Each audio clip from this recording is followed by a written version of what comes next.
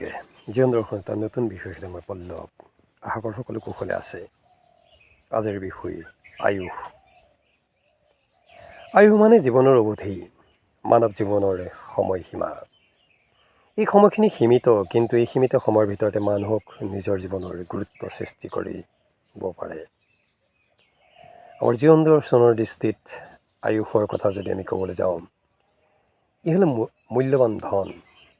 ধন সম্পত্তিৰে পুনৰ সৃষ্টিৰ সম্ভৱ, কিন্তু হেৰাই যোৱা সময় পুনৰ নাহে।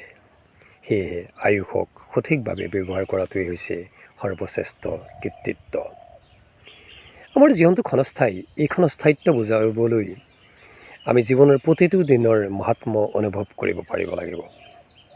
সীমিত আয়ুসৰ ভিতৰতে সৎকৰ্ম সাধনা, শিক্ষা লাভ আৰু সমাজক সেৱা কৰাৰ সুযোগ যদি আমি লাভ কৰোঁ, তাক কেতিয়াও ওলাই কৰিব নালাগে। সেই সুযোগ সদায় সাদৰেৰে গ্ৰহণ কৰা উচিত।